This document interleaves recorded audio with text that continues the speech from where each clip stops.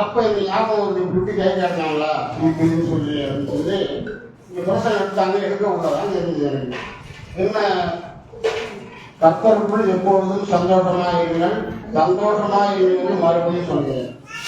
இதுதான் சொல்றாங்க போட்டிருக்கு. நான் முதலே எல்லாருக்கும் சொல்லிட்டு சந்தோஷமா இருக்கேன், நானும் கவலைப்படுறதுலாம் இல்லை. ஏன்னா கவலைப்பட்டுலாம் ஒன்றும் ஆகல. இதோட ஒரு 3000 பையன் கேட்டு கொடுத்தாங்க. அது பேசுறதே இல்லை. ஏன்னா நமக்கு வர்றதும் இழக்கிறதும் ஒரு அனுமதியெல்லாம் நடக்காது.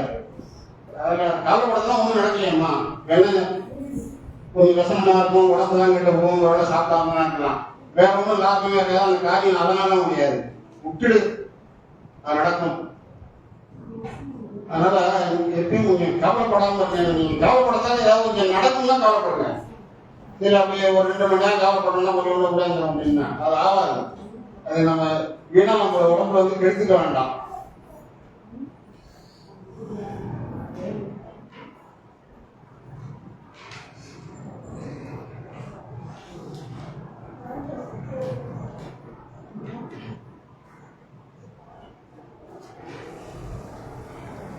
ராஜாக்கள் 3ஆம் அதிகாரம் 17ஆம் வசனம். நீங்கள் பல தடவை சொல்லிட்டு இப்போ ஒரு தடவை சொல்றேன். நீங்கள் காற்றையும் காண மாட்டீர்கள், மழையும் காண மாட்டீர்கள், ஆனாலும் நீங்களும் உங்கள் ஆடு மாடுகளும் உங்கள் மிருகஜீவங்களும் குடிக்கும்படிக்கு இந்த பள்ளத்தாக்கு தண்ணீரால் நிரப்பப்படும் என்று கர்த்தர் சொல்றார். இப்ப நான் அதுலாம் சொன்னா நாட்டு உலகத்துலேருந்து நல்லா மாதத்துக்கு 3 மழை வேணும், அப்புறம் அப்பாக்குள்ள மழை விட இளைஞர்கிட்டே கிடப்போம். அப்புறம் அப்பாக்குனா அது 1500 வைக்கும், 30 சேர்த்து 1300 நெல் வைக்கணும். அப்புறம் அந்த பணம் வரணும், அதுவே கட்டணும். இது வந்து இப்படிலாம் பண்ணக்கூடாது. கர்த்தரோட பிள்ளைகள் என் புத்திக்கு பல இதில் வந்து கர்த்தர் அறிவுறுத்தினார். உனக்கு அதெல்லாம் வேலை இல்லை. 6 மாதம் 7 மணி நேரம் ஒரே வார்த்தை வந்து என்ன, அதில் பணம் வந்து நான் இடத்த வாங்கி கொடுக்குறது தானே மெட்ற. இது போய் நீ முன்னோடையும் நாட்டு உட்டத்திலேருந்து அழிக்கிறதுக்கு ஆள் வந்து பண்ணாலும் நடத்துக்கு ஆள் வந்து இதெல்லாம் அந்த வேலையே கத்தோட பிள்ளை விட்டுருங்க. அவ்வளோதான். உங்க வேலை என்னன்னா என்ன சரியா அது முன்னாடி தெரியும். இந்த ரூட்டு போட்டு இப்படியே போங்க, அப்படி போனா பட்டினேஷன் விடுவோம், அப்புறம் தூரம் போனா சின்ன சொல்லுறாங்க நீ சொல்ல வேண்டாம். நீ போங்க ஆண்ட செந்தாமரை சோப் போகணும் ஆண்டவே. அவ்வளோதான். ஒரு அப்படியே சரியா உடச்சிட்டு போய் விட்டு போவோம். நீ வழிதான் சொல்ல வேண்டாம், இப்படி போகணும் அப்படி போகணும் அங்கே வந்து போகணும் அந்த இடத்துல டெஃபரேட் பண்ணுங்க. இப்படியே இன்னும் பண்ணாதீங்க. என்ன வேணும் அப்படி நேரம் அனுப்பிடுங்க. இந்த ஃபேன் வேணும்னா ஃபேன் வாங்க. அவ்வளோதான். இது என் தம்பி விட்டு பணம் அனுப்பணும், நல்லா விளையணும், 1000 ரூபா பணம் வாங்கணும், அந்த ரூட்டே போடாதீங்க. கற்றுக்க அந்த ஐடியா வேண்டாம். ஒரு தேவையை ஒரே வாரத்தில் முடிச்சுட்டு அது நிறைவேற்றலாம். இது என்னுடைய அனுபவமாக இருக்கிறது. சரியா? அனுபவம் தான் சொன்னேன். நான் நிறையா தான் பண்ணி பார்த்தேன். அதெல்லாம் வேஸ்ட். இங்கே தான் ஒரு அம்மா செத்தலாத்துக்காரங்க. அடுத்த நாள் 10,000 ரூபா அவங்க பணம் தேவை. யாருமா அங்கேயும்மா மாடு அவுத்துட்டு இருக்கு. அதை ஓட்டிட்டு வராங்க. அந்த மாட்டுக்காரா வீட்டு வாசல் பின்னாரா என்ன கணக்கு பேசுறாரு. பின்னாடி ஒரு 10,000 பணம் கொடுத்தாங்க. அந்த அம்மா வீட்டு வெளியே போல வீட்டிலே வந்துட்டு மாடு அவங்க வீட்டுக்கு வந்து ஓட்ட வர கொடுத்தாரா. இதுதான் நம்ம கர்த்தர் பண்ற வேலை. ஒரு அனுபவத்தை சொல்லுவாங்க. சரியா? அதனுடைய நிச்சயமா ஆண்டவர்கள் வேண்டிட்டு இருப்பாங்க. நாடு குடும்பம் என்ன செய்யணும். அப்ப மாடு வருது. அப்படி வீட்டுக்கு வந்து பின்னாடி இப்படிதான் நம்ம செய்வோம். அதனாலதான் சொன்ன நீ ரூட்டு போட்டு போட்டாங்கன்னா அப்படியே நேரா ஃபேன் வேணும் மட்டும் கேட்டு எனக்கு பேருக்கு தூங்க முடியல கிளம்பணும் ஃபேன் வேணும். அவ்வளோதான் வழி. வழியே சொல்லக்கூடாது. எனக்கு ஆப்பார் கூட வரணும், அது ஒன்று வேண்டாம், அதெல்லாம் விட்டுருங்க. அப்புறம்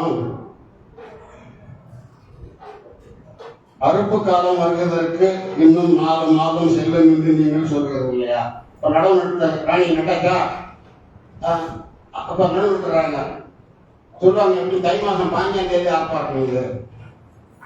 அப்புறம் ஒரு 10 நாள் நெல் போட்டு பணம் வந்துடும். அப்படி நம்ம ரூட்டு அறுப்பு காலம் வருவதற்கு 4 மாதம் செல்லும் என்று சொல்றது இல்லையா? இதோ வயல் நிலங்கள் இப்பொழுதே அறுப்புக்கு விளைந்திருக்கிறது என்று உங்கள் கண்களை ஏறெடுத்து பாருங்கள் என்று நான் உங்களுக்கு சொல்கிறேன். என்ன சொல்றாரு? அப்படி இப்பயே விளைஞ்சு ரெடியா இருக்குன்னு சொல்றாரு.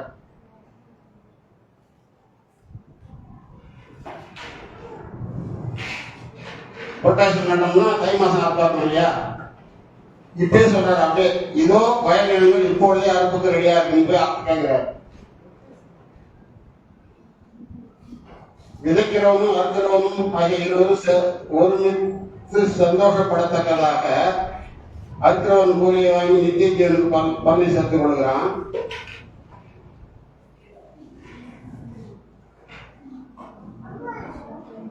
நீங்கள் பிரயாசப்பட்டு பயிரிடாததை அறுக்க நான் உங்களை அனுப்பினேன். இல்லைம்மா, நீங்க நாத்து விடல, நடவு நடல, அறுத்துக்கு மட்டும் உங்களை அனுப்பிச்சிருக்கேன்னு சொல்றாரு. அப்படிதாம்மா, நாத்து விட வேண்டாம், ஏற ஓட்ட வேண்டாம், நடவு நட வேண்டாம், உனக்கு ஒரு அறுப்பு மட்டும் அறுத்து சொல்றாரு. அவ்வளவுதான். இதுதான் சொல்லி நான் சொல்லாம இருக்கு. நீங்கள் பிரயாசப்பட்டு பயிரிடாததை அறுக்க நான் உங்களை அனுப்பினேன். மற்றவர்கள் பிரயாசப்பட்டார்கள், அவருடைய பிரயாசத்தின் பலனை நீங்கள் பெற்றீர்கள். உங்களுக்காக ஒருத்தான் ரெடியா அறுப்ப நடுவு நட்டு வச்சிருப்பான். அறக்கிறதுக்கு மட்டும் உங்களுக்கு போதும். உங்களை நடவும் சொல்ல, வரமோட சொல்ல, தனி வைக்கிறது. இதுதான் இயேசுவின் வேலை, கர்த்தருடைய வேலை. அதான் உன் வேலையை மட்டும் சொல்லிட்டு நீ ஒன்றும் செய்ய வேண்டாம், அவன் வாங்கி கொண்டு வர. இந்த மாடு வந்து நினைச்சீங்க, அந்த அம்மா சொல்லிட்டு இருந்துச்சா, அது உதாரணத்துக்காக சொல்ல வராங்க. உன் தேவையை மட்டும் சொல்லி வழியே சொல்லாத இருக்கு. இப்படி வரணும், அப்படி வரணும். உன் கிணத்துல தண்ணி வச்சிடக்கூடாது. அதான் அவன் வேலையை. நீ இதுக்கு மேலே ஒன்றும் தண்ணி மழை இருக்கணும், மழை ஒன்றும் தண்ணி அதான்.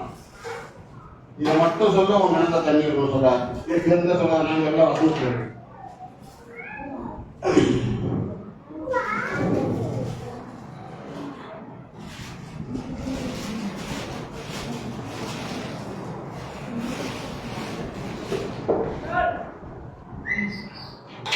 அவருடைய நீங்கள் பிரயாசப்பட்டு பயிரிடாதை அறுக்க நான் உங்களை அனுப்பினேன். மற்றவர்கள் பிரயாசப்பட்டார்கள், அவருடைய பிரயாசத்தின் வகை நீங்கள் பெற்றீர்கள்.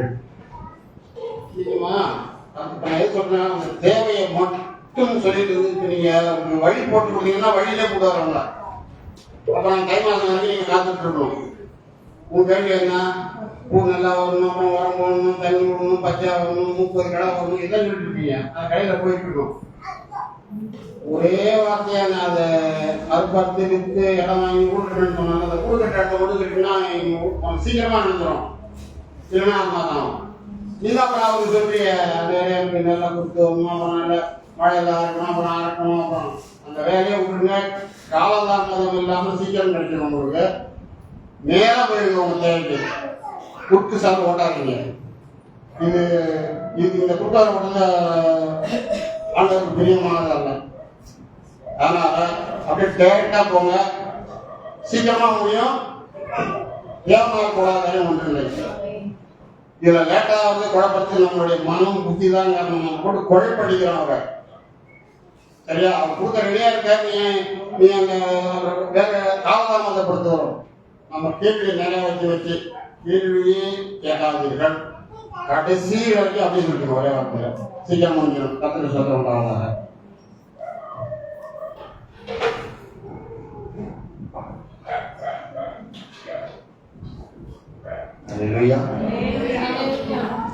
நம்ம பிளான் பண்றது நம்ம பிளான் பண்ணாம ஆண்டோர் கிட்டா போதும்.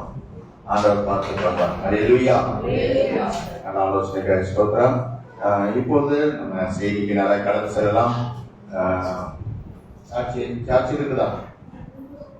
சாட்சி இருந்தா நீங்க தேவனாக சாட்சி சொல்லுங்க. சாட்சியா இருக்காங்க. செய்தி நிறைய கடந்து செல்வோம். வாசிங்க 2 கொரிந்தியர் 1ஆம் அதிகாரம். நிறைய பைப்பில் இருப்பாங்க. பக்கம் 20 பசங்க எடுத்து 2 கொரிந்தியர் 1ஆம் அதிகாரம்.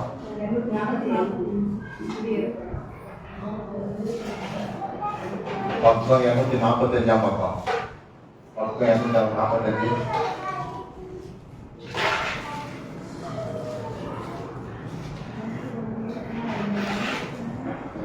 சரிங்களா? 245ஆம் பக்கம்.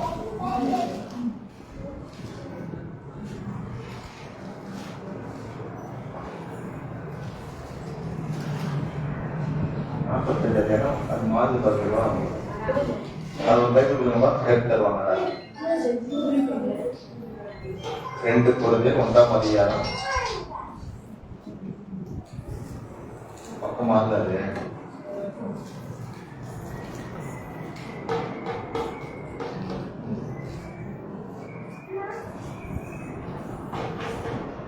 சரி 9-10 வாசனம் வாசிங்க. நாங்கள் எங்கள் மேல் நம்பிக்கையாயிராமல் மரித்தோரை எழுப்புகிற தேவன் மேல் நம்பிக்கையாய் இருக்கத்தக்கதாக மரணம் வரும் என்று நாங்கள் எங்களுக்குள்ளே நிச்சயித்திருந்தோம். அப்படிப்பட்ட மரணத்தினின்றும் அவர் எங்களை தப்புவித்தார், இப்பொழுதும் தப்புவிக்கிறார், இன்னும் தப்புவிப்பார் என்று அவரை நம்பி இருக்கிறோம். ஒரு நிமிடம் சொல்லிக்கிறாங்க. பிதாவே, இந்த வேலையில அப்பா நீர் கொடுக்கிற அந்த வார்த்தைக்காக நன்றி. அப்பா அப்பா எப்படிப்பட்ட தெய்வம் என்பதை எங்களுக்கு நீங்க வெளிப்படுத்துகிற கிருபைகளுக்காக ஸ்தோத்திரம். இந்த வார்த்தை எங்க உள்ளத்திலே பதியட்டும், எங்க உள்ளத்திலே கிரியை செய்யட்டும். ஆசீர்வதிங்க இயேசுவின் நாமத்தில் பிதாவே, ஆமென் ஆமென் அல்லேலூயா. இந்த கொரிந்தியர் 2ஆம் நிருபத்துல பாத்தீங்கன்னா அவர் சகோதரனாகிய தீமோத்தேயுக்கும் கொரிந்து பட்டணத்தில் உள்ள தேவனுடைய சபைக்கும் அகாயா நாடெங்கும் உள்ள எல்லா பரிசுத்தவான்களுக்கும் எழுதுகிறார். எத்தனை பேருக்கு எழுதுகிறார் அந்த நிருபத்தை?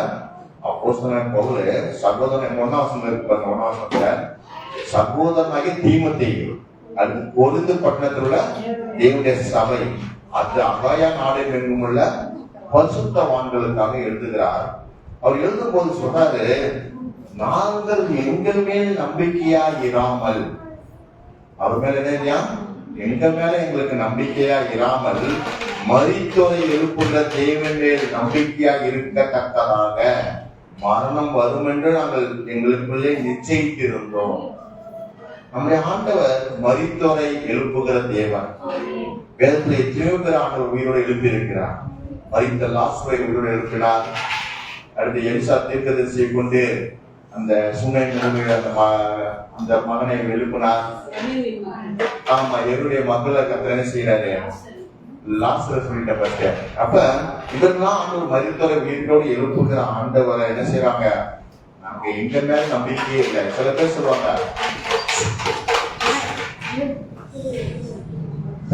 நான் என் மேல ரொம்ப நம்பிக்கையா இருப்பாங்கம்மாங்க, என் மேல எனக்கு ரொம்ப நம்பிக்கை இருப்பாங்க.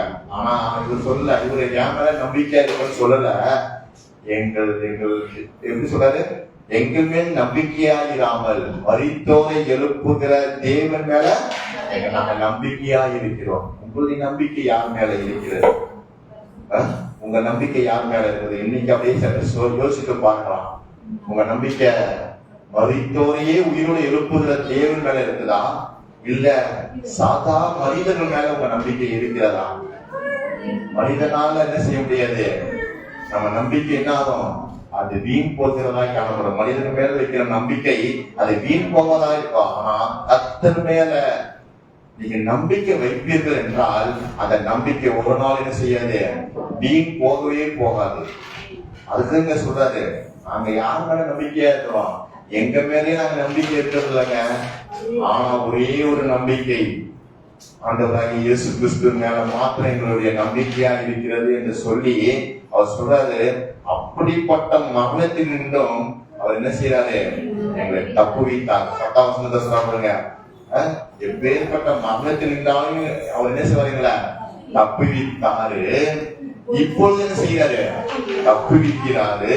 இன்னும் என்ன செய்வாரு, தப்புவிப்பா என்று நாங்கள் அவரையே நம்பி இருக்கிறோம். அந்த நம்பிக்கை அவர் மேல இருக்கணும். என்னை இதுவரைக்கும் நடத்தி வந்திருக்கிறாரு, இனியும் நடத்துவாரு, இப்பயும் நடத்திட்டு இருக்கிறாரு. இந்த வார்த்தை உங்களால சொல்ல முடியுமா? இந்த வார்த்தை உங்களால சொல்ல முடியுமா? நம்ம போய் கேட்டா சொல்லுவோங்க, என்ன எனக்கு இருக்கிற பிரச்சனை இன்னும் என்ன இல்ல, தீரவே இல்ல. நம்பிக்கையே இழந்து போய் பேசுறோம். நம்பிக்கை என்ன செய்யறோம், இழந்து போய் நம்பிக்கை இல்லாம நம்ம பேசுகிற அந்த சூழ்நிலையில தான் இவர் சொல்றார், பவுலு எங்க மேல நம்பிக்கை எல்லாம் இல்லைங்க, மரித்தோரையே உயிரோடு எழுப்புகிற தேவன் மேலதான் எங்க நம்பிக்கை இருக்குது. அதனால அந்த தேவன் எப்பேற்பட்ட மரணமாய் வந்தாலும் சரி, மரிக்கிற சமயமும் வந்தாலும் சரி, அந்த நேரத்துல ஆண்டவர் என்ன செய்வார்? என்ன தப்பி வித்து இருக்கிறாரு, தப்பி விப்பாரு, தப்பி வித்து கொண்டே இருக்கிறாரு. 3 காலத்திலேயே அவர் என்ன செய்யறாரு சொல்றாரு. அந்த விசுவாசம் உங்களுக்குள்ளேயும் எனக்குள்ளேயும் வர வேண்டும். இன்றைக்கு விசுவாசம் நமக்கு அந்த நம்பிக்கையே கொடுக்க மாட்டான். அப்படியே நம்மள என்ன செய்வோம்? அவிசுவாசப்பட வச்சு கொண்டே, நம்பிக்கை ஆண்டு மேல நம்பிக்கை விடாதபடி என்ன செய்வான்? நம்மள அவிசுவாசத்திலே கொண்டு போய் நம்ம ஆவிக்குரிய ஜீவியத்துல வளராதபடி நம்ம பின்வாங்கி போவதற்கு அவன் ஏதுவாக நடந்து கொண்டு இருக்கிறான். அதை நீங்க நன்றாய் புரிந்து கொள்ளணும். ஏன் எனக்குள்ள விசுவாசம் வரல, ஏன் எனக்குள்ள நம்பிக்கை ஆண்டு மேல இன்னும் வரலன்னு நினைச்சீங்கன்னா, உங்கள்கிட்ட என்ன இல்லை? ஜெபம் இல்ல, உங்களுக்குள்ள என்ன இல்ல? வேதம் வாசிப்பு இல்ல. இந்த 2 இல்லைனாவே கண்டிப்பா உங்க வாழ்க்கை என்ன ஆயிடும்? தேவன் மேல உள்ள நம்பிக்கை, விசுவாசம் அது அற்று போய்விடும், கட்டாயிடும். ஆண்டவருக்கும் உங்களுக்கு இருக்கிற அந்த பால் என்ன ஆயிடும்? உண்டாக்கப்பட்டோம். அப்ப என்ன ஆயிடும்? ஆண்டவரோடு உள்ள உறவு உங்களுக்கும் அவருக்கும் அந்த தொடர்பு இல்லாம போய்விடும். அதுவே நம்ம எந்த சூழ்நிலையா இருந்தாலும் அவர் மேல நீங்க விசுவாசம் வச்சுக்கணும். யோகு சொல்றாங்க, அவர் என்னை கொண்டு போட்டாலும் நான் அவர் மேல எப்படி இருப்பேன்? நம்பிக்கையா இருப்பேன். அவர் கொண்டு போட விட மாட்டாரு, ஆனாலும் நம்பிக்கை. அவர் என்னை கொண்டு போட்டாலும் சரி, நான்ப்பா எனக்கு எத்தனை உபத்திரம் வந்தாலும் சரி, எத்தனை வியாதி வந்தாலும் சரி, எத்தனை போராட்டம் வந்தாலும் சரி, எல்லாவற்றிலிருந்து அவர் என்ன செய்வாரு? அவர் என்னை தப்புவிக்கிறார், வல்லவராக இருக்கிறார். எப்பவும் அதான் அறிந்து இருக்கான். மரணமே வரும் என்றாலும் அவர் என்ன செய்வார்? அந்த மரணத்திலிருந்து என்ன செய்வாரு? தப்பி வைப்பாரு, உங்களையும் தப்பி வைப்பார். தம்பி பைபிள் எடுத்து படிக்கிறீங்களா? எல்லாம் தெரிஞ்சுக்கீங்களா? அந்த வசனத்தை படிச்சீங்களா? அது படிங்க. அப்படியே ஒரு டைம் படிக்கிறீங்களா? படிப்பீங்கன்னா ஒரு ஆள் படிக்கிறீங்களா? அந்த 10ஆம் வசனத்தை மட்டும் படிக்கலாம். அப்படிப்பட்ட ஒரு ஆள் மட்டும் படிங்க. 10ஆவது வசனம். மரணத்தில் நின்றும் அவர் எங்களை தப்புவித்தார், இப்பொழுதும் தப்புவிக்கிறார், இன்னும் அவரை நம்பி இருக்கிறோம். பார்க்கணும், பார்க்கதான் உங்களுக்கு அது புரியும். அதான் சொல்றேன். ஆனா நீங்க விளையாட்டா இருக்கக்கூடாது. நல்லா அந்த வசனத்தை பார்த்துக்கிட்டே இருங்க. படிக்க தெரிஞ்சவங்க படிக்க நல்லா. அப்ப அவருடைய நம்பிக்கை மரணத்திலிருந்து தப்புவிக்கிற மேல என் நம்பிக்கை இருக்குது என்று பவுல் சொல்லுகிறார். நான் பார்க்கும்போது யோசித்தேன், எப்படி ஆண்டவரோட மரணத்திலாம் தப்புவித்தார், எப்படி அவர் மரணத்திலிருந்து ஆண்டவர் தப்புவித்தார் என்று பார்க்கும் பொழுது அப்போஸ்தலர் நடவடிக்கைகள் பார்த்தீங்கன்னா, அப்போஸ்தலர் 9ஆம் அதிகாரம், அப்போஸ்தலர் 9ஆம் அதிகாரம் 22 வாசங்களாம். எல்லாம் எடுத்தீங்களா? பக்கம் 174 பக்கம், புதிய ஏற்பாடு 174 பக்கம். சவுல் அதிகமாய் திறன் கொண்டு இவரை கிறிஸ்துவென்று திருஷ்டாந்தப்படுத்தி தமஸ்குவில் குடியிருக்கிற யூதர்களை கலகம் பண்ணினார். அநேக நாள் சென்ற பின்பு யூதர்கள் அவனை கொலை செய்யும்படி ஆலோசனை பண்ணினார்கள். பவுலை கொலை செய்யும்படியாக ஆலோசனை பண்ணினார்கள். அவருடைய யோசனை சவுலுக்கு தெரிய வந்தது. அவனை கொலை செய்யும்படி அவர்கள் இரவும் பகலும் கோட்டை வாசல்களை காத்துக் கொண்டிருந்தார்கள். அவர்கள் இரவும் பகலும் அந்த கோட்டை வாசல்களை காத்துக் கொண்டிருந்தார்கள். சீஷர்கள் ராத்திரியிலே அவனை கொண்டு போய் ஒரு கூடையிலே வைத்து மதில் வழியா இறக்கி விட்டார்கள். எப்படி தப்பு வைக்கிறார் பாத்தீங்களா? இங்க சவுல் ரட்சிக்கப்பட்டாரு. ஆண்டவர் என்ன செய்யற? பவுலா மாற்றுறாரு. மாற்றி ரட்சிக்கப்பட்டு அவர் சும்மா இல்ல, என்ன பண்றாரு? ஆண்டவர் பத்தி எல்லாத்தையும் சொல்றாரு. யாருக்கு விரோதமாய் செயல்பட்டாரோ, யாரை கொலை செய்ய வேண்டும் என்று இருந்தாரோ அவர்களுக்கே என்ன செய்யறாரு? போய் இவங்களை இயேசுதான் தெய்வம், இதோ உன் தேவன் அவர் தான் என்று சொல்லி அவர் பிரசங்கிக்கிறதை கேட்டவன இவர் எப்படியாவது என்ன செய்ய வேண்டும்? கொலை செய்ய வேண்டும் என்று சொல்லி அங்கு உள்ள யூதர்கள் அவர் மேல திட்டம் போட்டுக்கொண்டு இரவும் பகலும் அவன் இப்படி இந்த வழியா தான் வருவான், இந்த வழியில வரும்போது என்ன செய்யணும், இவனை போட்டு தள்ள வேண்டியதான்னு சொல்லி இருக்கிறாங்க. அப்ப அந்த சீசர்கள் கேள்விப்பட்டு என்ன பண்றாங்க, அந்த கொலை செய்ய வேண்டும் என்கிற அந்த நேரத்துல கூட கர்த்தர் என்ன பண்றாரு, சீசர்களை அனுப்பி அவர்களை கூடையில உட்கார வச்சு. நான் நினைச்சேன் அந்த கூடை எவ்வளவு பெரிய கூடையா இருக்குமே தெரியல, கூட தாங்குற அளவுக்கு அந்த கூடை என்ன பண்ணிருக்கோம், அவர் பவுலோட வெயிட்டை எந்த அளவுக்கு தாங்கி இருக்குன்னு தெரியல. அந்த கூடை வழியா வச்சிருக்காங்க, மதில் வழியாக. அவங்க அந்த மதில் தான் கோட்டை, அந்த கோட்டையை சுற்றிதான் இருக்காங்க. ஆனா இவங்க என்ன பண்றாங்க, ஒரு பகுதி மதில் வழியா என்ன செய்யறாங்க, அவரை இறக்கி விடுகிறாங்க. கூடையில வைக்க 2 முறை இந்த மாதிரி என்ன பண்றாரு, கூடையில வைக்க அவர் என்ன செய்யறார், தப்பு வைக்கிறார். எத்தனையோ இடத்துல சிறைச்சாலையில கர்த்தர் என்ன செய்யறார், தப்பு வைக்கிறார். எல்லாவற்றிலிருந்து கர்த்தர் என்ன செய்யறார், தப்பு வைத்ததுனாலதான் அவருக்கு எழுதுகிறார், நான் எங்க மேல நம்பிக்கையா இல்லைங்க, எங்களை தப்பு வைக்கிற ஆண்டு மேலதான் எங்க நம்பிக்கை இருக்கிறது. அவர் இன்னமும் எங்களை தப்பு வைக்கிறார், இனிமேலும் தப்பு வைப்பாரு. அவர் எங்களை ஒவ்வொரு நாளும் தப்பு வைத்து எங்களை காப்பாற்றுகிறவர் என்று சொல்லி இந்த இடத்துல அவர் சொல்லுவதை நம்மளால பார்க்க முடிகிறது. ஆண்டவர் எப்பேற்பட்ட மரணத்தை நின்றாலும் கர்த்தர் செய்வாரு, உங்களை என்னை தப்பு வைக்க அவர் வல்லவராய் இருக்கிறார். இதை தலைக்க ஆண்டவர் தப்பு வைக்கிற தேவன். நம்ம ஆண்டவர் யாரு, தப்பு வைக்கிற தேவன் என்கிறதான் இன்னைக்கு ஆண்டவர் எனக்கு தலைப்பா கொடுத்து உங்க மத்தியில பேச வைத்து இருக்கிறார். ஆகவே நீங்க எதை நினைத்து நீங்க என்ன செய்யணும், நான் இந்த காரியத்திலிருந்து எப்படி நான் தப்பிக்குவேன், இந்த கடன் என்கிற பிரச்சனை நான் எப்படி தப்பிப்பேன், இந்த வியாதியிலிருந்து நான் எப்படி தப்பிப்பேன், இந்த அடிமை காலத்துல நான் எப்படி தப்பிப்பேன், சிறைப்பட்ட வாழ்க்கையில நான் எப்படி தப்பிப்பேன் நீங்க நினைச்சிட்டு இருந்தீங்கன்னா கர்த்தர் சொல்ற, நான் உன்னை தப்பு வைக்கிற தேவனாய் இருக்கிறேன் என்று சொல்லி அவர் உங்களுக்காக அவர் தப்பு வைக்கிற தேவனாய் வந்திருக்கிறார். எத்தனை பேர் நீங்க அவர் மேல நம்பிக்கை வைக்கிறீங்களோ அவர்களை கர்த்தர் நிச்சயம் தப்பு வைப்பார். ஒரு 5 பாயிண்ட் எடுத்து வச்சேன், 5 காரியம். அதான் ஒன்று, மரணத்தின் ஆண்டவர் என்ன செய்யறாரு, தப்பு வைக்கிறார். அதுதான் பார்த்தோம். மரணத்திலிருந்து ஆண்டவர் என்ன செய்யறாரு, தப்பு வைக்கிறத. முதலாவது பவுலை பற்றி பார்த்தோம். 2வது பார்த்தோம், அதுல 1 சாமுவேல் புஸ்தகம் 19ஆம் அதிகாரம்.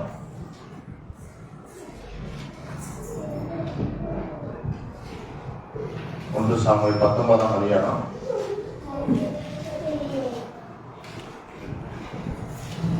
9ஆம் வசனம் 10ஆம் வசனம் வாசிங்க.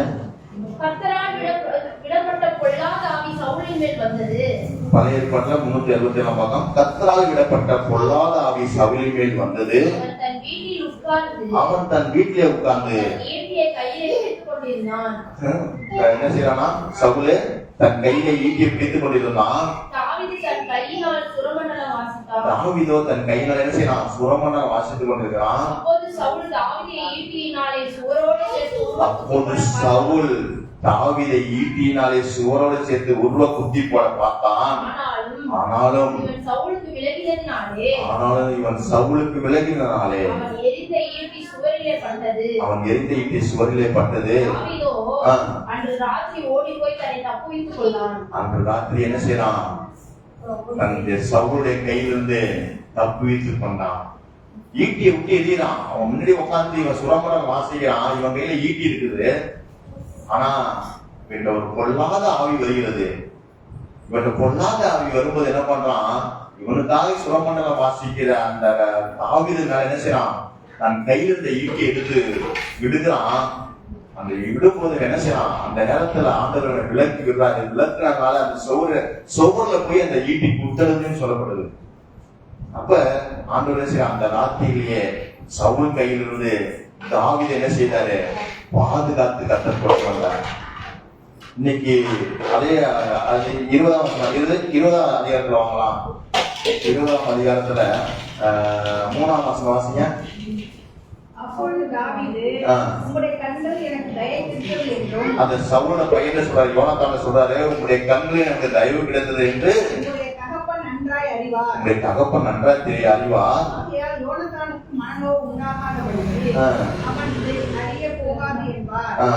மரணத்திற்கும் எனக்கும் 1 அடி தூரம் மாத்திரம் இருக்கிறது என்று கர்த்தருடைய ஜீவனையும் உம்முடைய ஜீவனையும் கொண்டு நிச்சயமாய் சொல்கிறேன் என்று மறுமொழி சொல்லி ஆணையிட்டான். உங்க அப்பா இப்படி பண்ணிட்டாருப்பா அப்படின்னு சொல்லிட்டான். அவரோட பையன் யோனத்தான்ட்ட போய் சொல்றாரு, எனக்கும் மரணத்துக்கு எத்தனை அடி தூரம் இருந்தது, ஒரு அடி தூரம், அந்த ஒரு அடி அவன் நகர்லன்னு வைக்கலாம், அந்த ஈட்டி அவனுடைய உடம்புல பாய்ந்து சுவரிலே போய் பட்டிருக்கும். அதான் சொல்றாங்க, எனக்கும் மரணத்துக்கு எத்தனை அடி? ஒரு அடி தூரம் இருந்தது. ஆண்டவர் நம்மளை ஒரு நாள் என்ன செய்ய மாட்டார், நம்மளை ஒரு நாள் பிசாசு கையில ஒப்பு கொடுக்க விட மாட்டார், சாத்தான் கையில நம்மளை ஒப்பு கொடுக்க மாட்டார். அவன் கையில நம்மளை உங்களையும் என்ன ஆண்டவர் கண்டிப்பா என்ன செய்வாரு, தப்பு வைப்பாரு.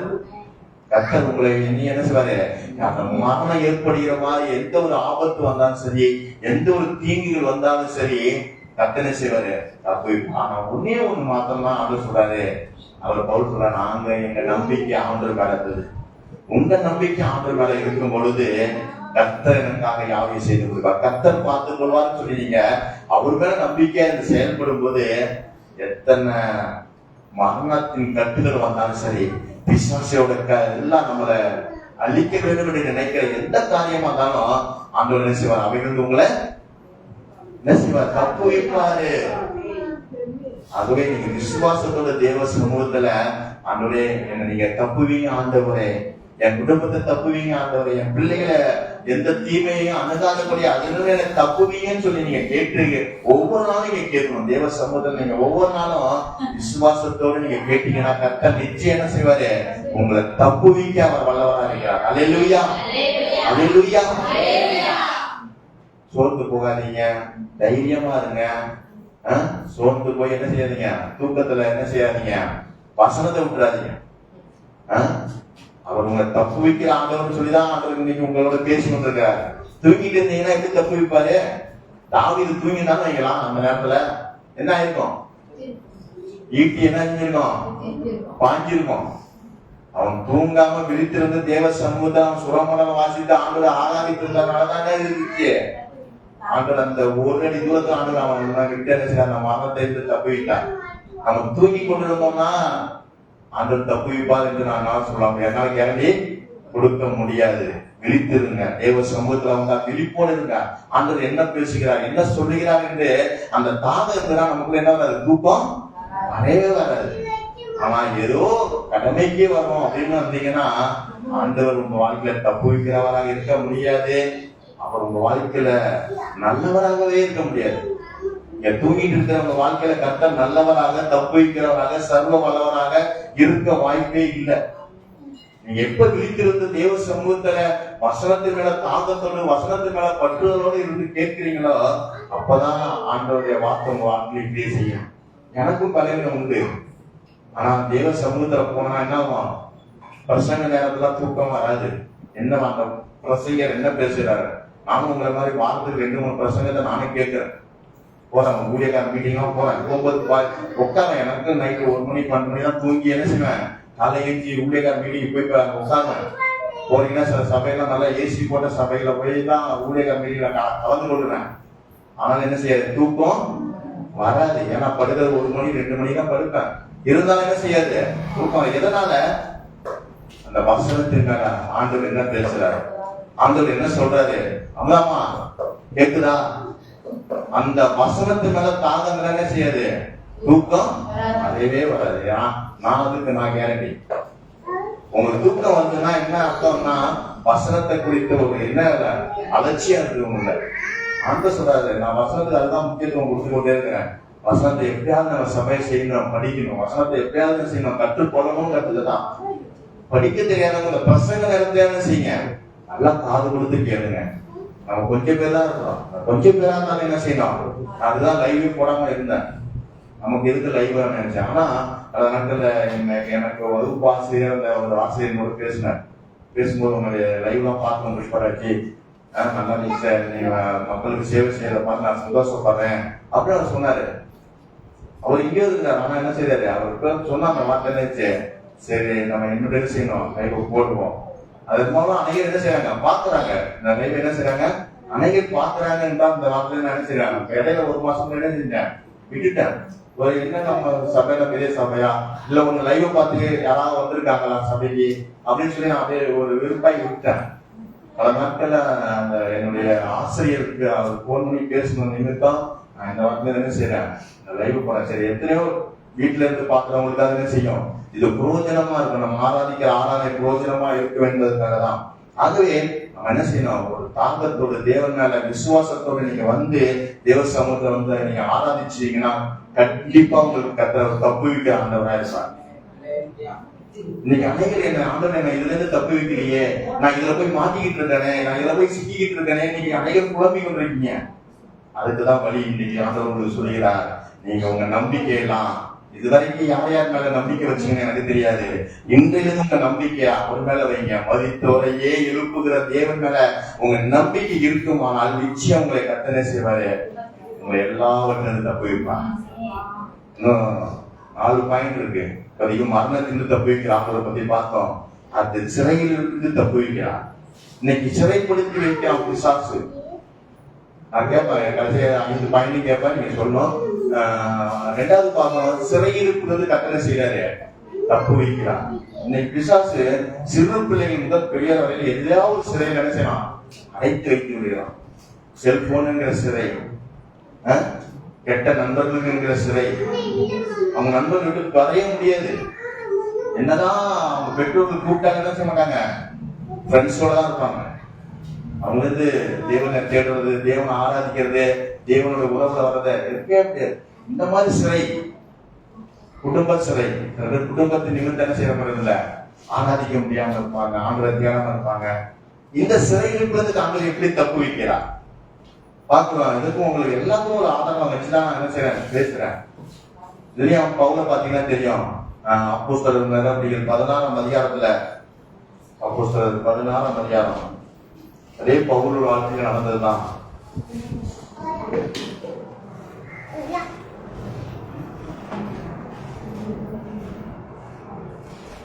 இருபத்தி 3 வாசிங்க.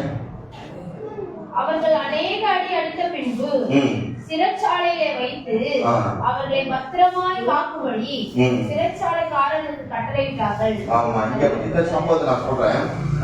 பவுல என்ன பண்றாங்க, பவுலையும் சீலாவையும் கொண்டு போய் சிறைச்சாலையை வைத்து அடிச்சு அவனை பத்திரப்படுத்தி காவல்ல வைத்து சிறையில அடைக்கப்பட்டு இருக்கிறாங்க.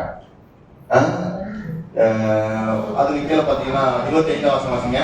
நடுராத்திரியிலே சீலாவும் ஜெபம் பண்ணி தேவனை துதித்து பாடினார்கள். காவலில் வைக்கப்பட்டவர்கள் அதை கேட்டுக்கொண்டிருந்தார்கள். சடுதியிலே சிறைச்சாலையின் அஸ்திபாரங்கள் அசைபடியாக பூமி மிகவும் அதிர்ந்தது.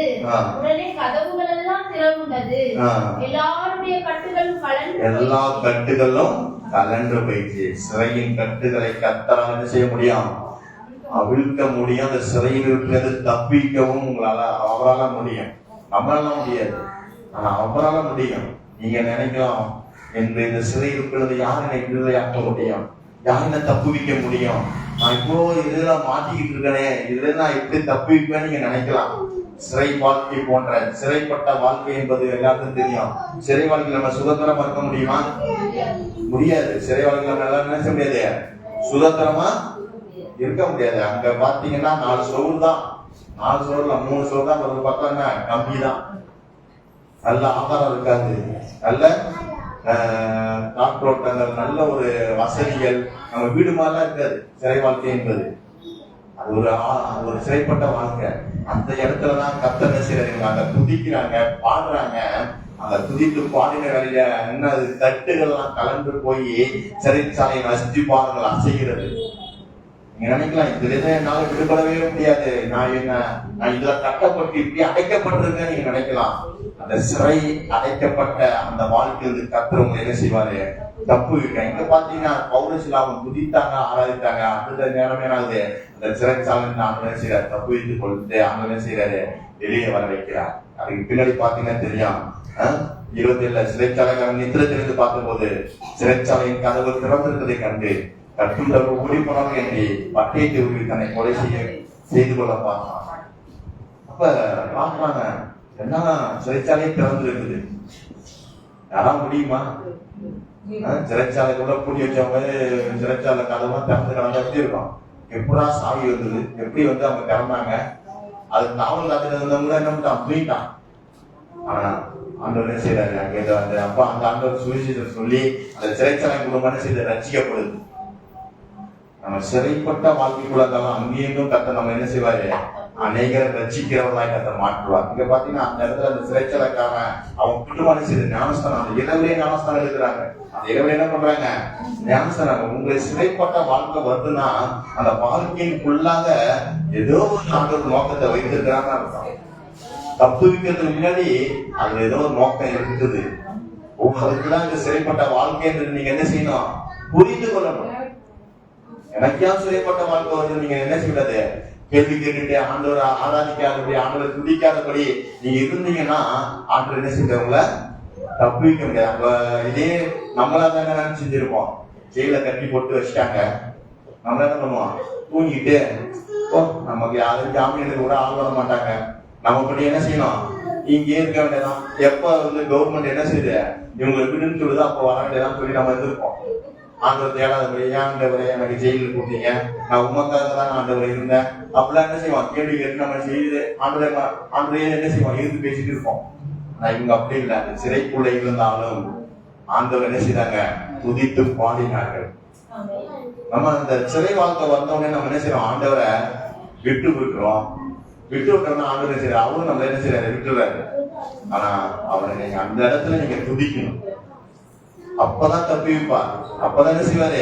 அந்த சிறைப்பட்ட வாழ்க்கையிலிருந்து ஆண்டவர் உங்களை கண்டிப்பாரு. சிறைக்குள்ள நீங்க இல்லைனாலும் ஏதோ ஒன்று உங்களை சிறைப்படுத்தி வைத்திருக்கோம். கடன் என்கிற சிறை, வியாதி என்கிற சிறை, பிலிஸ்னிய சிறை, ஏதாவது ஒரு சிறை உங்களை கட்டு அடைத்திருக்கோம். அந்த இடத்துல நீங்க என்ன செய்யணும்? துதிக்கணும். ஆண்டவரை துதிக்கும் போது அந்த சிறையில் கொண்டு கர்த்தனை செய்வாங்க, தப்பு வைத்து ஆண்டவங்க நடத்த ஒரு போதுமானவராக இருக்காரு. இது பாத்தீங்கன்னா நீங்க யோசிப்பு பாத்தீங்கன்னா சிறைச்சாலைல போடுறாங்க. யோசிப்பு என்ன பண்றாங்க? சிறைச்சாலைல போடுறாங்க. அவன் அங்க என்ன செய்யறான்? அங்கே ஆண்டவரோட பிரசனத்துல தேவனுடைய ஆவியில இருக்கிறான். இருந்த நிமிடம் செய்யறான். அந்த எகிப்து தேசத்துடைய கர்த்தனை செய்யறாரு, அதிகாரியா மாற்ற. அவன் சிறை வாழ்க்கை தான் நினைச்சிட்டு அவன் அப்படியே இருந்திருந்தாங்களா? அப்படியே இருக்க வேண்டியதான். ஆனா அவன் கர்த்தர் அவனோடு இருந்தான்னு சொல்லப்படுது. நம்மளும் நம்ம எங்க போயிருந்தாலும் சரி, எந்த சிறைப்பட்ட வாழ்க்கையில இருந்தாலும் சரி, அங்க நம்ம கூட ஆண்டவர் இருக்கணும். இருந்தாங்கன்னா அந்த சிறைக்குள்ளே இருந்து கர்த்தர் என்ன செய்வாங்கள மேன்மையாக்க உங்களால அவரால் முடியும். அவரால் முடியும். நினைச்சு கூட பார்க்க முடியல. யோசிப்பு வாழ்க்கையில நினைச்சு கூட பார்க்க முடியல. அதனால தியானிச்சோம். அவன் அதிகாரம் நம்ம அவனே செய்வான். கையும் காலம் ஆட்டவே கூடாதுன்னு எகிப்து பாவம் என்ன செய்யறாரு? ஆர்டர் போடுறாரு. எதுக்குள்ள இருந்தவன்? சிறைக்குள்ள இருந்தவன் வாழ்க்கை தான் இன்னைக்கு அநேகரை அதிகாரத்துக்குள்ளாய் மாட்டுகிற வாழ்க்கைக்கு நிறைய கர்த்தர் மாட்டினார். ஆனா நம்ம என்ன செய்யறோம்? ஆண்டவரோடு அவன் கர்த்தரோடு இருந்தா சொல்லப்படுது. யோசிப்போ கர்த்தரோடு இருந்தார், கர்த்தர் அவரோடு இருந்தார். நம்ம ஆண்டவரோடு இருந்தோம்னா எப்பேற்பட்ட நிலைமை வந்தாலும் அந்த நிலைமை நம்ம என்ன செய்யும்? உயர்த்துவதற்காக மாத்திரம் தான் வருது என்று செய்வோம், விசுவாசிப்போம். ஒரு நம்ம காரியம் நடக்கலையா? இந்த மூலம் கர்த்தர் ஏதோ ஒரு பெரிய நோக்கத்தை வைத்திருக்கிறான்னு சொல்லி நம்ம என்ன செய்யணும்? அப்படி விசுவாசிக்கணும்.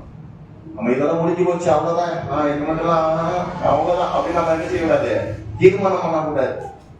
ஆண்டவர் எனக்கு இதன் மூலம் ஏதோ ஒரு மேன்மை தர போறாரு, இதன் மூலம் ஏதோ உயர்வை தருகிறார். யோசிப்பாதான் நம்பினான்.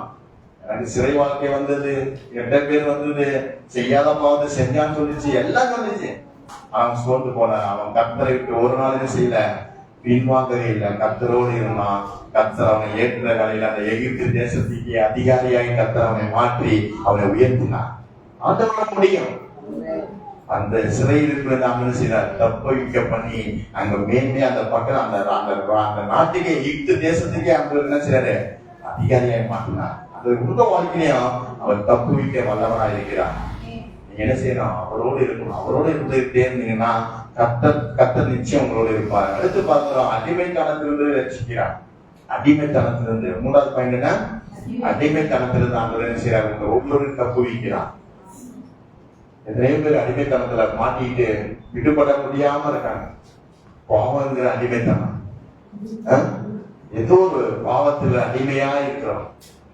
என்னால விட முடியலங்க. அந்த அடிமைத்தனத்துல என்னால தப்பிக்க முடியலங்க. நான் ஆசைதான் படுறேன், ஆனா தப்பிக்கப்படணும் ஆசைப்படுறேன், ஆனா என்ன செய்ய முடியல, தப்பிக்க முடியலையே அப்படின்னு நீங்க நினைத்து கொண்டிருக்கலாம். கர்த்தர் அந்த அடிமைத்தனத்துல கர்த்தர் என்ன செய்வாரு? விடுதலையாக தப்புவிக்க அவரால் முடியும். 430 வருஷம். எத்தனை வருஷம்? 430 வருஷம் அடிமைப்பட்டிருந்தாங்க. எங்க? எகிப்து தேசத்துல போய் இஸ்ரவேல் ஜனங்க 430 வருஷம் அடிமையா இருக்காங்க. 1 வருஷம் 2 வருஷம் இல்ல, 430 வருஷம் அடிமையா இருந்த ஜனங்களை கர்த்தர் செய்யறாரு, மோசையை கொண்டு அவரை அடிமைத்தனத்தை தப்புவிக்க பண்ணுகிறார். யாத்திராகமம் 14ஆம் அதிகாரத்துல, யாத்திராகமம் 14ஆம் அதிகாரம்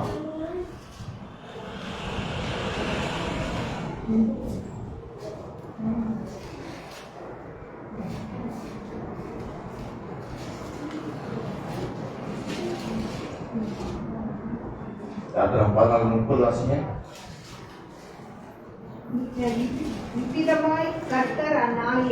இவ்விதமாய் கர்த்தர் அந்நாளிலே இஸ்ரவேலரை எகிப்தியரின் கைக்கு தப்புவித்து ரட்சித்தார். கடற்கரையிலே இஸ்ரவேலர் செத்து கிடக்கிறதை இஸ்ரவேலர் கண்டார்கள். அங்க எகிப்தியரின் அடிமையின் கையிலிருந்து கர்த்தர் செய்யறாரு, தப்புவிக்கிறார். 430 அடிமையா இருந்துட்டாங்க. ஒரு ஆள் 430 வருஷம் நமக்கு அடிமையா இருந்தவங்க விட்டு போனா நம்ம எப்படி இருக்கோம்? சம்பளம் கிடையாது, எதுவுமே கிடையாது, நம்ம சொல்றதெல்லாம் செய்யணும். ஆனா சாப்பாடு மட்டும் கொடுப்பாங்க. 3 வேலை என்ன செய்யறாங்க? சாப்பாடு மட்டும் கொடுப்பாங்க. ஆனா என்ன இல்ல, சம்பளம் கிடையாது, எதுவுமே கிடையாது. அவங்களே என்ன செய்யணும்? வேலை செஞ்சுட்டே இருக்க வேண்டியதுதான். அப்படிப்பட்ட அந்த வாழ்க்கையிலிருந்து கர்த்தர் செய்யறாரு, ஜனங்கள் என்ன செய்யணும்? இந்த அடிமைத்தனத்தை தப்புவிக்க பண்ணணும் அப்படின்னு சொல்லி இருக்கும்போதுதான் மோசையை கொண்டு அங்க பேசி 10 வாதைகளை அனுப்புறாரு. 10 வாதைகளை கண்டு அதுக்கப்புறம் அந்த எகிப்தின் ராஜா என்ன பண்றான்? மனமடி வாங்கி அனுப்பி விடுறான். அனுப்பி விடும் போதுதான் என்ன செய்றாங்க? வரவங்க மறுபடியும் அவன் கடினமாகி இவரை நம்ம விட்டுட்டா எப்படி அதை சொல்லப்படுப்பாங்க?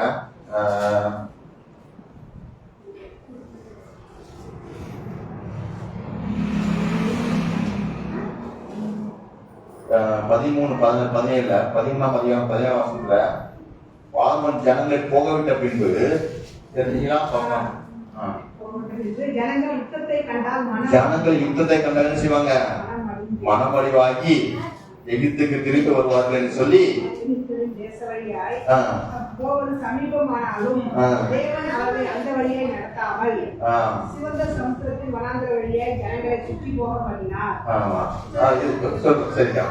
பாத்தீங்கன்னா மறுபடியும் 10 வாதியை கட்டி அனுப்பிவிட்டான்.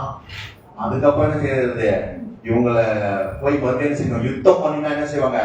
பயந்து மறுபடியும் நம்ம கிட்டே ஓடி வந்து அடிமைத்தனத்துல மாட்டிப்பாங்கன்னு சொல்லி இவன் பண்றான், யுத்தம் பண்ண போறான். போகும்போதுதான் கர்த்தர் செய்யறாரு, சிவந்த சமுத்திரத்துல அவங்க எல்லாரையும் அமிழ்த்து போடுகிறாரு. அமிழ்த்து போட்ட பிறகுதான் கர்த்தர் அந்த 14ஆம் அதிகாரத்துல 30ஆம் வசனம் படிச்சுமே, எகிப்தின் கைக்கு தப்புவித்து ரட்சித்தா. கடற்கரையில் அவர்கள் எகிப்தியர் எப்படி இருந்தாங்க? செத்து கிடந்த பிரேதங்களாக இருந்தார்கள் சொல்லப்படுது. அப்ப இங்க பார்க்கிறோம், இன்னைக்கு நம்ம மனமடி ஆக்கிறதுக்கே வருவோம் பிசாசு. விடுதலை அவங்க தப்பித்து ஆண்டு கொண்டு வருவாரு. வரும்போதும் என்ன செய்வான்? சில போராட்டங்களை கொடுத்தா என்ன பண்ணுவான்? மறுபடியும் நம்ம வழிக்கு வந்துருவோம்னு பார்ப்பான் பிசாசு. இன்னைக்கு அப்படி அது என்ன செய்யுங்க? அநேக பேர் என்ன பண்றாங்க? ஃபெயிலியர் ஆயிடுறாங்க. ஐயோ மறுபடியும் பிரச்சனையா? ஐயோ வேண்டாம், நான் மறுபடியும் என்ன செய்யறேன்? எகிப்து வாழ்க்கைக்கே நான் போயிடுறேன், அடிமைத்தன வாழ்க்கைக்கே நான் போயிடுறேன் அப்படின்னு சொல்லி என்ன செய்யறது? பின்வாங்கி போறது. அது அல்ல, கர்த்தர் எனக்காக யுத்தம் பண்ணுவான். எந்த அடிமைத்தனத்துல இருந்தாலும் அந்த அடிமைத்தனத்திலிருந்து ஆண்டவர் என்ன தப்புவிப்பார் என்று சொல்லி நீங்க ஆண்டவர் மேல விசுவாசம் வைத்து வரும்பொழுது அதை சொல்றாங்க, நீங்க சும்மா இருப்பீங்க, நான் உங்களுக்காக யுத்தம் பண்ணுவார். 13ஆம் அதிகாரத்துல ஆண்டவர் சொல்றாரு, 14ஆம் அதிகாரம் 14ஆம் வசனத்துல கர்த்தர் உங்களுக்காக யுத்தம் பண்ணுவார், நீங்கள் சும்மா இருப்பீங்க. ஆண்டவர் இருக்காரு நமக்கு யுத்தம் பண்ண, உங்களை தப்புவிக்க ஆண்டவர் இருக்கிறாரு. நீங்க விசுவாசித்தா போதும்.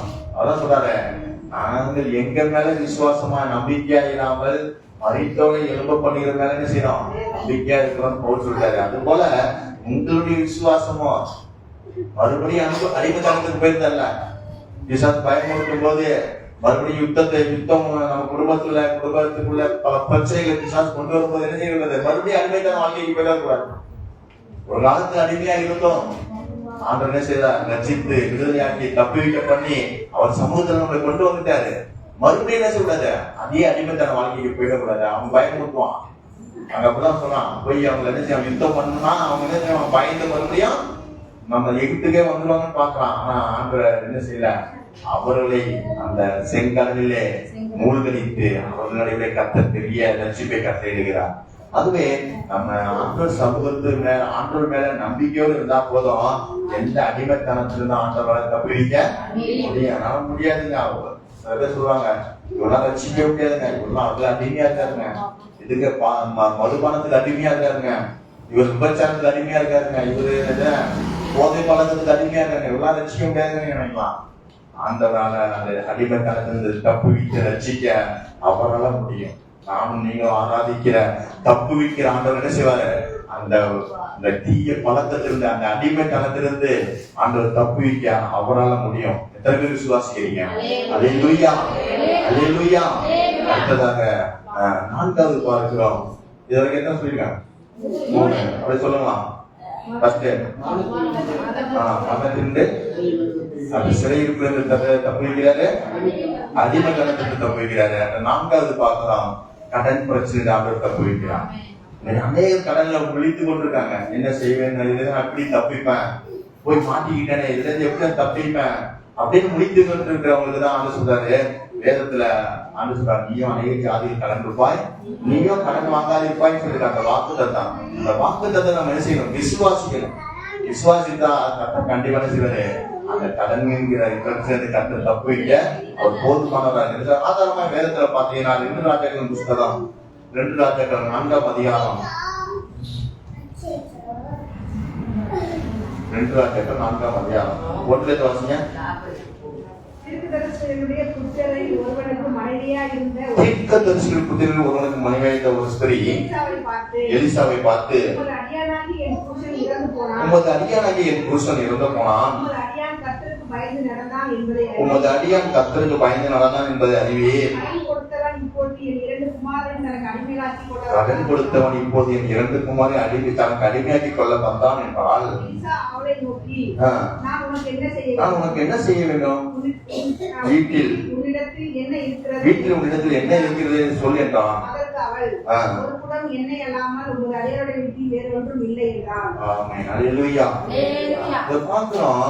தீர்க்கதரிசியோட புத்திரருடைய மனைவி. அப்ப ஒரு தீர்க்கதரிசியுடைய பிள்ளையோட மனைவி.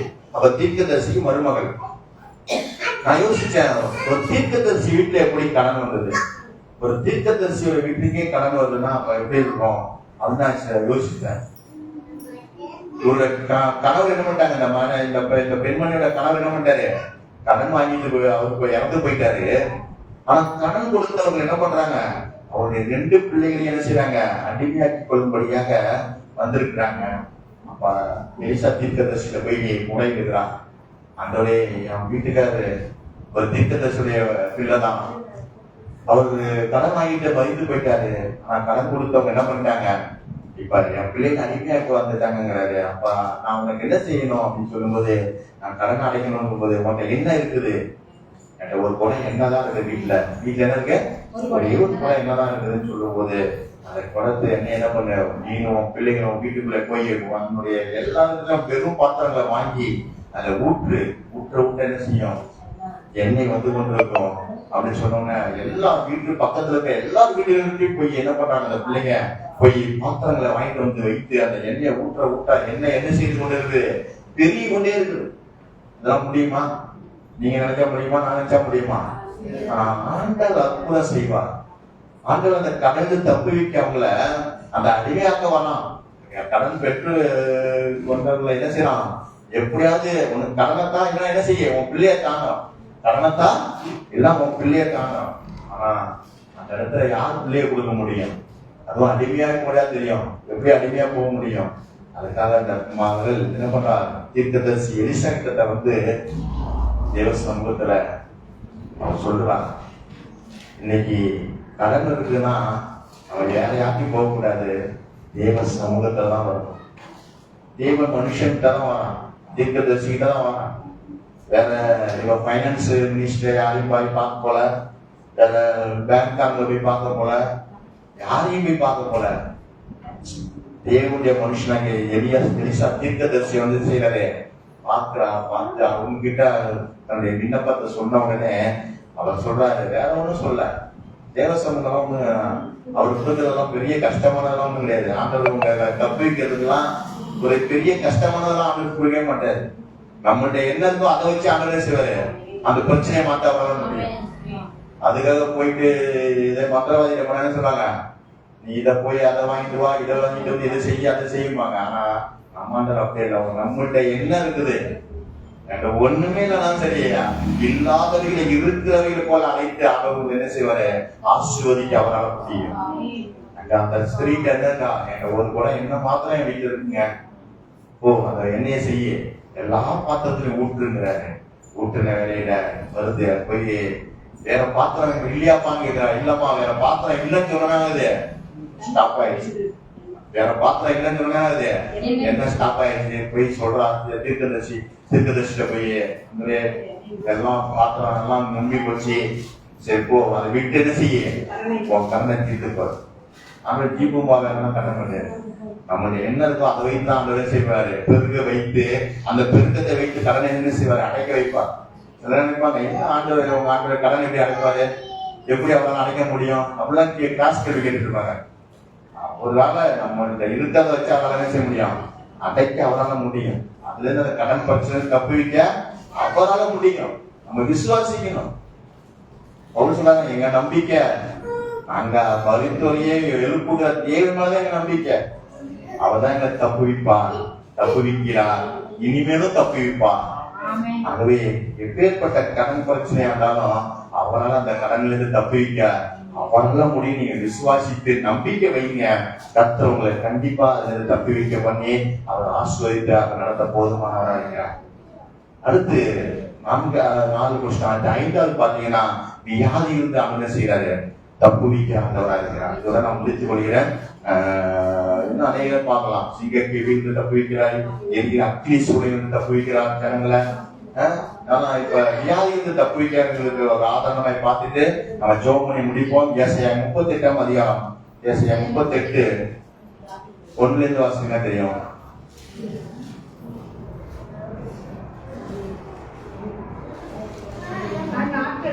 அந்நாட்களிலே வியாதிப்பட்டு மரணத்துக்கு ஏதுவா இருந்தான். அப்பொழுது ஆமோசின் குமாரனாகிய ஏசாயா என்னும் தீர்க்கதரிசி அவனிடத்தில் வந்து அவனை நோக்கி நீர் உமது வீட்டு காரியத்தை ஒழுங்குபடுத்தும், நீர் பிழைக்க மாட்டீர், போவீர் என்று கர்த்தர் சொல்கிறார் என்றார். நீர் பிழைக்க மாட்டீர், மரித்து போவீர் என்று கர்த்தர் சொல்றார். எதனால? வியாதி நிமித்தம் தீர்க்கதரிசி சொல்றாரு. என்ன சொல்றாரு, நீ பிழைக்க மாட்டீங்க, உங்க வீட்டு காரியத்துல என்ன செய்யுங்க, ஒழுங்குபடுத்துங்க அப்படின்னு சொல்லி அந்த தீர்க்கதரிசி சொல்றாரு. உடனே அந்த எசேக்கியா 2ஆம் வசனம் வாசிங்க. அப்போது எசேக்கியா தன்னுடைய முகத்தை சுவர்புறமாக திருப்பிக் கொண்டு கர்த்தரை நோக்கி, கர்த்தாவே உண்மையும் மன உத்தமமாய் நடந்து உமது பார்வைக்கு நலமானதை செய்தேன் என்பதை நினைத்தருளும் என்று விண்ணப்பம் பண்ணி எசேக்கியா மிகவும் அழுதான். உடனே ஆண்டவரை ஜெபம் பண்றான். ஆண்டவரே, நான் உமக்கு முன்பாக உண்மையும் மன உத்தமமாய் நடந்து கொண்டேனே, வாழ்ந்தேனே, நான் ஆட்சி செஞ்சேனே அப்படின்னு சொல்லி என்னை நினைத்தருளுங்க ஆண்டவரேன்னு சொல்லி கேட்கிறான். கேட்டு மிகவும் அழுகிறான். அழுத உடனே கர்த்தர் சொல்றாரு, உடனே அந்த ஏசாயா தீர்க்கதரிசிக்கு ஆண்டவருடைய வார்த்தை மறுபடியும் உண்டாகி எசேக்கியாவை நோக்கி, உன் தகப்பனாகிய தாவீதின் தேவனாய் இருக்கிற கர்த்தர் சொல்லுகிறது என்னவென்றால், உன் விண்ணப்பத்தை கேட்டேன், உன் கண்ணீரை கண்டேன், உன் நாட்களோடு 15 வருஷத்தை என்ன செய்யறேன், கூட்டுகிறேன் என்று சொன்னார். அந்த வியாதி இருந்த ஆண்டவர் என்ன செய்யறாரு, அவனுக்கு வந்த வியாதி மரணத்துக்கு ஏதுவான வியாதி. ஆண்டவர் சொல்றாரு, நீ பிழைக்க மாட்டேப்பா, அவன் வீட்டு காரியத்துல என்ன செய்ய, எல்லாத்தையும் ஒழுங்குபடுத்து, என்னென்ன செய்யுமோ அதான் செஞ்சு யாருன்னா செட்டில்மெண்ட் பண்ணுமா, செட்டில்மெண்ட் பண்ணுங்கிறாரு. ஆனா இவன் தெய்வ சமூகத்துல அழுது ஜெபிக்கிறான். ஆண்டவரே, நான் உனக்கு முன்பாக மன உண்மையா இருந்தானே அப்படின்னு சொல்லி ஜெபித்த, என்னை நினைத்தருளுங்க ஆண்டவரேன்னு சொல்லி ஜெபித்த இடத்துல ஆண்டவர் மறுபடியும் அதே தீர்க்கதரிசிகிட்ட சொல்றாரு, இப்போ வியாதியை நீங்க சுகமாகி 15 வருஷத்தை என்ன செய்யறாங்க, கூட்டி தரேன் அப்படிங்கிற. ஆகவே ஆண்டவர் எந்த வியாதியா இருந்தாலும் ஆண்டவர் அந்த ஆயுஷ் நாட்களை கூட்டி தர, அந்த வியாதியிலிருந்து கூட்டி தர அவரால முடியும். வியாதி தப்புவிக்க அவரால் முடியும். நீங்களும் நானும் விசுவாசிக்கணும், நம்பிக்கணும். பவுல் சொல்றது போல எங்க நம்பிக்கை மரித்தோரை எழுப்புகிற தேவன் மேல எங்க நம்பிக்கை இருக்கிறது என்று சொன்னது போல நீங்க அவர் மேல நம்பிக்கையோடு இருந்தீங்கன்னா அவர் எந்த வியாதி வந்தாலும் அந்த வியாதியை கர்த்தர் என்ன செய்வாரு தப்புவித்து உங்களுடைய ஜீவனையும் சுகத்தையும் தந்து பலத்தை தந்து அவர் நடத்த அவர் போதுமானவரா இருக்கிறார். அல்லேலூயா, அல்லேலூயா. அதுவே கர்த்தர் கர்த்தர் சொல்றாரு, நான் உங்களை எப்படி இருக்கிறேன், தப்புவிக்கிற ஆண்டவரா இருக்கிறேன். நீங்களும் நானும் ஆராதிக்கிற ஆண்டவர், தப்புவிக்கிற ஆண்டவர். அது எந்த சூழ்நிலையா இருந்தாலும் சரி, எப்பேற்பட்ட சூழ்நிலையா இருந்தாலும் கர்த்தர் அதிலிருந்து உங்களை தப்புவிக்க அவர் போதுமானவரா இருக்கிறார். எத்தனை பேர் விசுவாசிக்கிறீங்க? அல்லேலூயா, அல்லேலூயா. ஆண்டவர் நிச்சயம் உங்களை தப்புவிப்பார். நீங்க எதெல்லாம் ஆண்டவர் எனக்கு தப்புவிக்கணும்னு நினைக்கிறீங்களோ அந்த காரியத்தெல்லாம் தேவ சமூகத்துல நீங்க முழங்கால் படிக்கிட்டு, ஆண்டவரே எனக்கு இந்த பிரச்சனை இருக்காண்டவர், இதை தப்புவீங்க ஆண்டவரேன்னு சொல்லி கேளுங்க. கர்த்தர் நிச்சயம் உங்களை தப்புவித்து உங்களை ஆசீர்வதித்து உங்களை மேன்மைப்படுத்தி, யார் உங்களை இகழ்ந்தார்களோ, யார் உங்களை அற்பமா எண்ணினார்களோ, யார் உங்களை ஒதுக்கி தள்ளினார்களோ அவங்க நடுவே ஆண்டு உங்களை மேன்மையாக ஆண்டு உயர்த்தி ஆசீர்வதிக்க அவரால் முடியும். யோசேப்பை அதிகாரியாய் மாற்றின தேவன், தாவீதை ராஜாவாக்கின தேவன் ஆண்டு உங்க வாழ்க்கையையும் கர்த்தர் செய்வாரு, மேன்மைப்படுத்துவார். ஆகவே நீங்க உங்க நம்பிக்கை பவுல் சொல்றது போல கடைசி அந்த வசனத்தை வாசித்து நம்ம ஜெபிக்கலாம்னு நினைக்கிறேன். 2 கொரிந்தியர் 1ஆம் அதிகாரத்தை வாசித்துட்டு எங்கள் விசுவாசம் யார் மேல இருக்குது என்பதை 2 கொரிந்தியர் 1ஆம் அதிகாரத்துல இல்ல 9 வாசிக்கலாம். நாங்கள் எங்கள் மேல் நம்பிக்கையாயிராமல் மரித்தோரையை எழுப்புகிற தேவன் மேல் நம்பிக்கை இருக்கத்தக்கதாக மரணம் வரும் என்று நாங்கள் எங்களுக்குள்ளே நிச்சயித்திருந்தோம். அப்படிப்பட்ட மரணத்திலிருந்து அவர் எங்களை தப்புவித்தார், இப்பொழுது தப்புவிக்கிறார், இன்னமும் தப்புவிப்பார் என்று அவரையே நம்பி இருக்கிறோம். முழங்கால் படிக்கிட்டு தேவ சமூகத்தில் ஆண்டவரே நான் உண்மையே நம்பி இருக்கிறப்பா, நான் உண்மையே நம்பி இருக்கிறப்பா, அப்பா நான் உண்மைதான்ப்பா நம்பி இருக்கிறேன், நீங்க தான்ப்பா அற்புதம் செய்வேன், தப்புவித்து என்னை ஆண்டவரே தேவ சமூகத்துல நான் அர்ப்பணிக்கிறேன் ஆண்டவரே என்று சொல்லி அப்பா எசேக்கியா ஜெபித்தாரோ, அப்பா எசேக்கியா எப்படி ஜெபித்தார், ஆண்டவரே என்னை நினைத்தருளுங்க ஆண்டவரே, என்னை நினைத்தருளுங்க ஆண்டவரே என்று ஜெபித்தாரோ, உடனே ஆண்டவர் வார்த்தை அனுப்புகிறார், நீ பிழைப்பி 15 வருஷத்தை அவனுக்கு கூடித்தாரன்னு சொல்லி ஆண்டவர் உடனே அவர் செய்த தீர்ப்பை அவன் மாற்றி பேசுகிறார். ஆகவே நாம் ஜெபிக்கிற ஜெபத்துலதான் அற்புதம் அதிசயங்களை நாம் காண முடியும். நம்ம எந்த அளவுக்கு அவர் மேல விசுவாசம் வைக்கிறோமோ, எந்த அளவுக்கு அவரை நம்ம நினைத்து அவர் மேல நம்பிக்கையோடு இருக்கிறோமோ அதை வைத்துதான் அவர் நம்ம வாழ்க்கையால் அற்புதங்களையும் அதிசயங்களையும் செய்ய முடியும். பேசுங்க ஆண்டவர்கிட்ட, ஜெபம் பண்ணுங்க. எதுலாம் உங்களை ஆண்டவர் தப்பி வைக்கணுமோ இதுவரைக்கும் தப்பி வைத்திருக்கிறான், இனிமேலும் தப்பி வைப்பார், இன்னமும் தப்பி வைப்பார். ஆகவே நீங்க ஆண்டவர் மேல நம்பிக்கை மாத்திரம் இருக்கிறாதீங்க. அப்பா நான் உண்மையே நம்பி இருக்கிறான், அப்பா என் நம்பிக்கை உங்க மேலதான்ப்பா இருக்கு, என் நம்பிக்கை உங்க மேலதான்ப்பா, என் நம்பிக்கை நீங்க தான் ஆண்டவரே சொல்லுங்க. கர்த்தர் உங்களை ஆசீர்வதிப்பார், கர்த்தர் உங்களை ஆசீர்வதிப்பார். உம்மையன்றி யாரும் இல்லையப்பா, நம்பியிருக்கீரோ, உம்மையன்றி யாரும் இல்லையப்பா, அற்புதம் செய்தப்பா எங்க வாழ்க்கையில, உம்மைத்தான் நம்பியிருக்கோம் ஏசப்பா, அற்புதம் செய்தப்பா எங்க வாழ்க்கையில, உம்மைத்தான் நம்பியிருக்கோம் ஏசப்பா, உம்மைத்தான் நம்பியிருக்கீரோ, உம்மையன்றி யாரும் இல்லையப்பா, உம்மைத்தான் நம்பியிருக்கீரோ, உம்மையன்றி யாரும் இல்லப்பா, நீங்க தான் ஏதாவது செய்யணும், எதிர்பார்த்து காத்து நிற்கிறோம், நீங்க தான் ஏதாவது செய்யணும், எதிர்பார்த்து காத்து நிற்கிறோம்,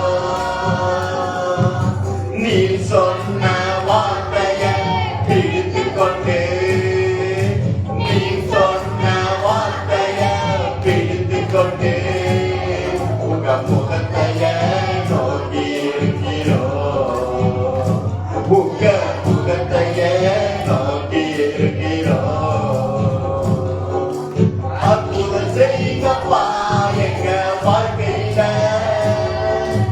உம்மைத்தான் நம்பி இருக்கோம் ஏசப்பா அற்புதம் செய்யுங்கப்பா எங்க வாழ்க்கையில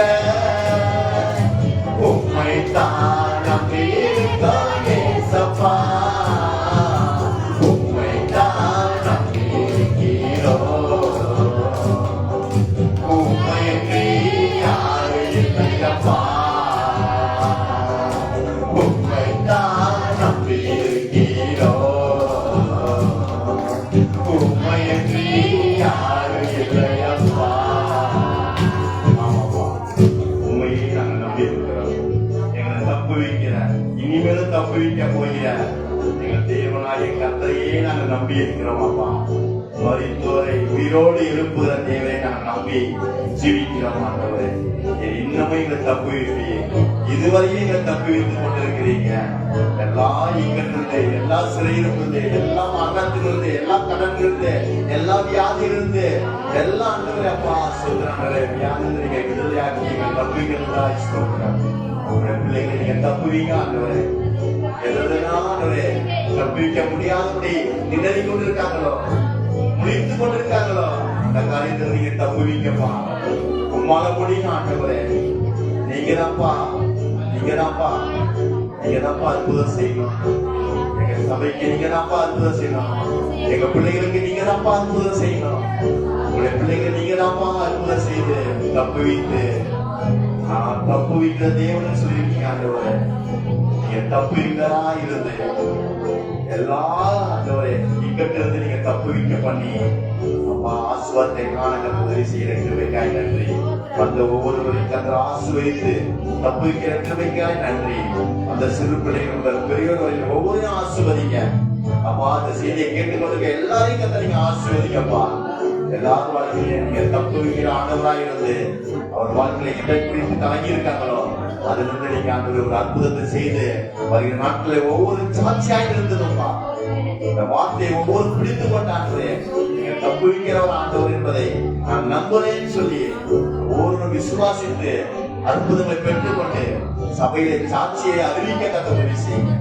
நீங்க அற்புதத்தை செய்யறதுக்கு கிருபைக்காய் நன்றி எங்களை ஒவ்வொரு நீங்க ஆசீர்வதிக்கிறதுக்காய் நன்றி இந்த காரணம் எங்களோடு இருந்து வழிநடத்தட்டும் உங்க சித்தத்துக்கு எங்களை கொடுக்கிறோம் நீங்க எங்களை நடத்தி செல்லுங்க பசுத்த ஆவியோட ஆமைகளை வழிநடத்துங்க இயேசுவின் நாமத்தில் ஜெபிக்கிறோம் எங்க ஜீவனை நல்ல பிதாவே ஆமென் ஆமென் நாமத்தினாலே கர்த்தரை என்னுடைய நாமத்தில் என் ஆத்மாவே கர்த்தரை அவர் செய்த சகல உபகாரங்களையும் மறவாதே ஆமென் நம்முடைய கர்த்தராகிய இயேசு கிறிஸ்துவின் கிருபையும் பிதாவாகிய தேவனுடைய அன்பும் பசுத்த ஆவியோட அன்பின் ஐக்கியமும் நம் அனைவருக்குள்ள இன்றும் என்றும் சதா காலங்களும் நம் அனைவருக்குள்ள இருப்பதாக ஆமென் அல்லேலூயா அல்லேலூயா அல்லேலூயா கர்த்தர் உங்களை ஆசீர்வதிப்பார் ஒருவரை வாழ்த்தி கடந்து செல்வோம் கர்த்தர் நம்மளை தப்புவிக்கிற ஆண்டவர் நம்மளோடு இருப்பாங்க ஆமென்